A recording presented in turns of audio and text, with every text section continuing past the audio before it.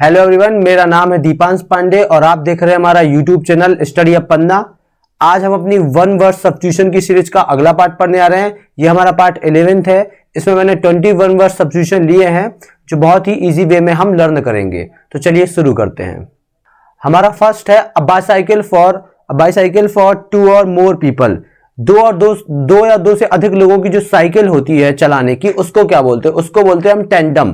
यहां पर आपको ड्राइंग में एक साइकिल दिख रही होगी जिसमें एक साथ दो लोग बैठकर इस साइकिल को चला सकते हैं। ठीक है, एक सीट पीछे एक सीट आगे है। ठीक है, और भी साइकिलें होती है जिसमें 3-3 लोग 4-4 लोग बैठ जाते हैं। तो उस प्रकार की साइकिल को क्या बोला जाता है? टेंडम बोला जाता है। ये बेसिकली लंदन में देखने को मिलती है। नेक्स्ट है a body of person appointed to hear evidence और जज एंड गिव देयर डिसीजन। मतलब कई लोगों को या ऐसे लोगों को अपॉइंट किया जाए जो क्या करें, डिसीजन दें। तो वैसे लोग कौन से लोग होते हैं? जो जज वगैरह होते हैं, उनको किसी केस में अपॉइंट किया जाता है। ठीक है, अपना डिसीजन देने के लिए। तो कई ऐसे बड़े केस होते हैं, जैसे कि निर्भया कांड हुआ था। निर्भया कांड में बहुत सारे 3-3 4-4 जजों को अपॉइंट किया गया था डिसीजन देने के लिए। तो ऐसी कंडीशन को या ऐसी सिचुएशन को क्या बोला जाता है? ज्यूरी बोला जाता है। जब वो जज आकर क्या करते हैं? डिसीजन देने का काम करते हैं कोर्ट वगैरह में। तो ऐसी कंडीशन को क्या बोलते हैं? ज्यूरी बोलते हैं। तो आपको आंसर में दिख रहा होगा ज्यूरी, आपको क्या कर देना? वन वर्ड सब्स्टिट्यूशन हो जाएगा इसका। ठीक है, आपको ड्राइंग भी दिख रही होगी। यहां पर एक जज बैठा है और यहां पर कोई केस की सुनवाई हो रही है। यहां एक जज हो सकता है या एक से ज्यादा जज हो सकते हैं। जब कोई बहुत ही बड़ा केस होता है, ठीक है, तो उसमें कम से कम 3-3 जज एक साथ बैठकर क्या देते हैं? डिसीजन देने का काम करते हैं। तो ऐसी कंडीशन को ज्यूरी बोला जाता है। नेक्स्ट है हमारा अ ब्रीफ और a short stay at a place. मान लीजिए कई बार क्या होता है, हमारे घर में जो रिलेशन के, हमारे घर में रिश्तेदार वगैरह आ जाते हैं, गेस्ट वगैरह आ जाते हैं, तो वो क्या करने लगते हैं? हमारे घर में रुक जाते हैं 1-2 दिन के लिए। तो उस कंडीशन को बोला जाता है सोजर्न। क्या बोला जाता है? सोजर्न। बहुत ही इजी याद करना, सोजर्न। सो जाते हैं वो हमारे यहाँ आके, तो ऐसी कंडीशन को सोजर्न याद रख सकते हो। सो वर्ड तो आ रहा है ना कम से कम।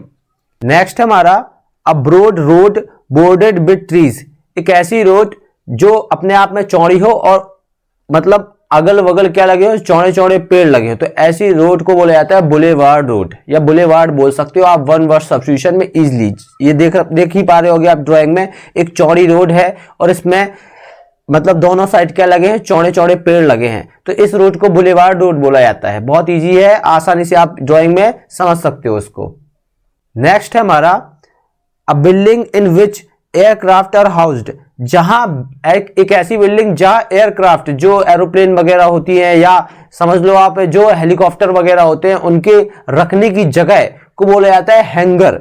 आसानी से याद रख सकते हो आपके हैंगर बोला जाता है। जैसे कि मान लीजिए उड़ने वाली कोई चीज है, उसको लटका दिया एक जगह पर, एक ही जगह पर क्या कर दिया? स्थायी कर दिया, स्थायी रूप से रख दिया। ठीक है, किसी बिल्डिंग के ऊपर ही रखा जाता है, बिल्डिंग्स के ऊपर बने होते हैं। ठीक है, एयरक्राफ्ट रखने की जगह होती है या हेलीकॉप्टर वगैरह भी रख देते हैं अपन, तो उसको बोला जाता है, उस प्लेस को बोला जाता है हैंगर। आप ड्राइंग में देख ही पा रहे होगे, एक ये बिल्डिंग बनी है पूरी और इसमें ऊपर की साइड क्या रखा है? ये हेलीकॉप्टर वगैरह रखा है। तो ऐसी कंडीशन को हैंगर बोला जाता है या इस स्थान को बोला जाता है हैंगर। नेक्स्ट है हमारा a building where an audience sit. A building where audience sits. जहां एक ऐसी बिल्डिंग जहां पर जो ऑडियंस वगैरह होती है, जो प्रोग्राम वगैरह देखने को आती है, उन लोगों को ऑडियंस बोल दिया जाता है जब वो एक साथ बैठते हैं। ठीक है, तो ऐसी जो वो प्लेस होता है, जो वो जगह होती है, उसको क्या बोलते हैं? ऑडिटोरियम बोला जाता है। देखिए आपको ड्राइंग में दिख ही रहा होगा, यहाँ पर बहुत सारी चेयर वगैरह रखी है, यहाँ पर एक स्टेज बनाई, यहाँ पर कोई क्या होगा? प्रोग्राम को ऑर्गेनाइज किया गया है और बहुत सारी ऑडियंस बैठी है देखने के लिए। तो जो वो लोग बैठे हैं उनको ऑडियंस बोला जाता है और वो जिस जगह में बैठे होते हैं उसको क्या बोला जाता है? ऑडिटोरियम बोला जाता है। आसानी से याद रख सकते हो, आपने कई बार ये वर्ड सुना होगा। नेक्स्ट है हमारा a child born after death of his father. एक ऐसा बच्चा जो अपने पिता की मृत्यु के बाद पैदा हुआ हो। ठीक है, उसको बोलते हैं हम क्या? पॉस्थुमस चाइल्ड। पॉस्थुमस चाइल्ड बोलते हैं। अब देखिए पॉस्थुमस वर्ड आपको कई जगह हेल्प करेगा। जहां भी पॉस्थुमस की वर्ड होगी तो वहां मरणोपरांत की बात जरूर होगी। जैसे कि मान लो कोई ऑथर है, उसको अवार्ड मिला है, ठीक है, उसके मरने के बाद उसकी फैमिली मेंबर्स को अवार्ड दिया जाए, तो उस अवार्ड को बोला जाएगा पॉस्थुमस अवार्ड बोला जाएगा। ठीक है, तो जब भी पॉस्थुमस वर्ड आएगा तो यहां पर किसकी बात की गई होगी? मरने की बात जरूर की गई होगी, मरने के बाद ये चीज हुई है। ठीक है, मरने के मरणोपरांत ये चीज मिली है। वैसे मरणोपरांत अगर कोई बच्चा पैदा हुआ है तो उस बच्चे को क्या कहा जाता है? पॉस्थुमस चाइल्ड बोला जाता है। ड्राइंग में आपको दिख रहा होगा, आपने मूवी देखी होगी बाहुबली। बाहुबली जब खत्म हो जाता है, बाहुबली जब मर जाता है, तो उसकी जो दादी रहती है वो उसके बच्चे को बचा के ले जाती है, नदी नदी पार करती है तो इसी तरीके से वो बच्चे को लिए होती है। आपने ये ड्राइंग जरूर देखी होगी, जब वो बच्चे को लिए होती है तो आपने ये सीन जरूर देखा होगा। इस सीन की हेल्प से आप याद रख सकते हो कि पोस्थुमस चाइल्ड वो बच्चा कहलाता है जो अपने पिता की मृत्यु के बाद पैदा हुआ हो। नेक्स्ट है हमारा a collection of slaves. Slaves से क्या मतलब होता है? स्लेव्स से मतलब होता है दास। दास इसका मीन्स होता है मतलब दासों का एक झुंड, बहुत सारे दास एक साथ चल रहे हैं। देखिए पहले के जमाने में क्या होता था, पहले जमाने में, पुराने जमाने में जो राजा महाराजा होते थे, उनके बहुत सारे क्या होते थे, दास होते थे। वो उनके सामान ढोने का काम एक जगह से दूसरी जगह, जब राजा महाराजा अपनी बग्गियों में जाते थे हाथी के ऊपर बैठकर, तो जो दास वगैरह होते थे वो उनका सामान ले जाते थे, उनका लगेज वगैरह जो भी होता था वो एक जगह से दूसरी जगह ले जाते थे। तो उनके लिए वो क्या थे, एक प्रकार के दास थे। तो उनको बोला जाता था, उनके पूरे झुंड को बोला जाता है कौफिल। क्या बोला जाता है? कौफिल। आसानी से आप याद रख सकते हो। नेक्स्ट है हमारा a decorative ring of flower and leaves. एक ऐसी रिंग टाइप का एक ऐसा रिंग बना दिया जो डेकोरेट किया गया है, किससे? फ्लावर से। ठीक है, फ्लावर से किया गया और पत्तों से किया गया है। तो आपने कब देखा है, जब क्या होता है, जो क्रिश्चियन वगैरह में क्या होता है, जब कोई एक्सपायर हो जाता है तो जब जहां पर उसका समाधि स्थल बनाया जाता है वहां पर क्या करते हैं लोग, फूलों की एक क्या बना के एक सर्किल जैसा एक रिंग बनाकर ले जाते हैं, उसमें पत्ते लगे होते हैं और फूल लगे होते हैं और वो उस समाधि स्थल पर रख दिए जाते हैं। तो उसको बोला जाता है रीथ। उस चीज को क्या बोला जाता है? रीथ। देखो आपको ड्राइंग में भी दिख रहा होगा, ये आपने कई बार देखी होगी मूवीज वगैरह में। नेक्स्ट है हमारा अ डेन फॉर स्मॉल एनिमल्स। एक ऐसा घर जो छोटे जानवरों के लिए बनाया गया हो, उसको क्या बोलते हैं? हच बोलते हैं। हच, जो छोटे छोटे जानवर होते हैं ना हमारे, हम ही घरों में बना देते हैं, जो हमारे डॉग्स वगैरह होते हैं या कैट वगैरह होते हैं, उनके लिए एक छोटा सा घर बना देते हैं, तो उसको बोलते हैं हच। बहुत प्यारा सा लगता है देखने में, देखो आपको दिख ही रहा होगा। ठीक है, एक छोटा सा घर बना दिया जिसमें हमारी कैट यहाँ पर बैठी है, हमारे चूहे वगैरह के लिए, जो हमारे यहाँ माउस वगैरह रहते हैं, उनके लिए अपन बना देते हैं छोटा सा एक जालीदार घर बना देते हैं जिसमें वो क्या करते हैं, रहते हैं। तो उस घर को क्या बोला जाता है? हच बोला जाता है। नेक्स्ट है हमारा a disease that affects a large number of people in an area at the same time. एक ऐसी डिसीज जो बहुत ज्यादा पॉपुलेशन को क्या कर दे, पॉपुलेशन में फैल जाए, एक ऐसी बीमारी जो बहुत सारी पॉपुलेशन में फैल जाए, उसको क्या बोलते हैं हम? उसको बोलते हैं हम एपिडेमिक। अब हम थोड़ा सा ये समझ लेते हैं कि एपिडेमिक, पैंडेमिक और एंडेमिक में क्या डिफरेंसेस हैं। देखिए एपिडेमिक में आपको ड्राइंग में समझ में आ रहा होगा, किसी एक पर्टिकुलर एरिया में कोई डिसीज फैली है तो उसको बोला जाता है एपिडेमिक। मान लीजिए चाइना से वो कोरोना वायरस की स्टार्टिंग हुई थी, तो चाइना में जो वुहान शहर था उसमें क्या हुई थी, उसकी शुरुआत हुई थी। तो उस कंडीशन में वो क्या थी, एक महामारी थी, एपिडेमिक थी। लेकिन वो बाद में क्या बन गई, पैंडेमिक बन गई। क्या बन गई? पैंडेमिक। वो एक बहुत ही बड़े स्तर पर, बड़े रूप में बहुत सारे देशों में फैल गई, इंडिया में भी आ गई। तो वैसी कंडीशन को क्या बोला जाता है? पैंडेमिक बोला जाता है। क्या बोला जाता है? Pandemic disease. और जब वो धीरे धीरे खत्म होने लगती है और कुछ ही जगहों पर बचती है तो उसको बोला जाता है एंडेमिक। मतलब उसका एंड होने लगा, उस डिसीज का धीरे धीरे क्या होने लगा, एंड होने लगा। तो ऐसे आप समझ सकते हो कि एपिडेमिक वो कहलाती है जब एपिडेमिक एक किसी पर्टिकुलर एरिया में फैली हो, ठीक है, और बहुत सारे लोगों की, बहुत सारी पॉपुलेशन को क्या कर रही हो, विनाश का कारण बन रही हो, बहुत सारे पॉपुलेशन में वो फैल रही हो, तो उसको ऐसी कंडीशन में बोला जाता है क्या, एपिडेमिक। इसलिए आप इसको क्या कर सकते हो, लर्न कर सकते हो और समझ भी सकते हो कि एपिडेमिक और पैंडेमिक और एंडेमिक में क्या डिफरेंसेस हैं। नेक्स्ट हमारा a disease which is spread by direct contact. एक ऐसी डिसीज जो डायरेक्ट कॉन्टेक्ट से फैल जाती है, मतलब सीधा मिले अपन और या सामने ही खड़े या थोड़ा सा भी टच कर लिया और टच करने से ही फैल जाए, तो उसको क्या बोलते हैं, कंटेजियस बोलते हैं। क्या बोलते हैं, कंटेजियस। अब देखिए कंटेजियस से क्या मतलब है, आपने ये वर्ड जरूर सुना होगा। कोरोना वायरस जब बहुत ही ज्यादा फैला हुआ था हमारे इंडिया में, तो कई जगह पर क्या बनाए जा रहे थे, कंटेन जोन बनाए जा रहे थे। कंटेन जोन से क्या मतलब है कि उस जगह के लोग क्या हो गए थे, संक्रमित हो गए थे, तो उस जगह को किस में डाल दिया, कंटेन जोन में डाल दिया। उस जगह में कोई भी जाएगा तो वो क्या हो जाएगा, संक्रमित हो जाएगा, ऐसा बोला जा रहा था। और ऐसा है भी था। कंटेन जोन मतलब होता कि एक नियमित जगह में कुछ लोगों को क्या कर दिया, रख दिया जाए, ठीक है। तो वैसे ही कंटेजियस से क्या मतलब होता है, अब ऐसी डिसीज जो क्या फैलती है, डायरेक्ट फैलती है कॉन्टेक्ट से। इसलिए तो मना किया गया था कि कंटेन जोन में मत जाना, क्योंकि वहां पर अगर जाओगे तो वो डायरेक्टली आपके क्या कर जाएगी, आप पर अफेक्ट कर जाएगी, आप पर फैल जाएगी, ठीक है। आप उस डिसीज का प्रभाव आप पर ही पड़ जाएगा और आप भी क्या हो जाओगे, आप भी उस डिसीज से क्या हो जाओगे, ग्रसित हो जाओगे। नेक्स्ट है हमारा a doctor who specialised in the eye disease of the eyes.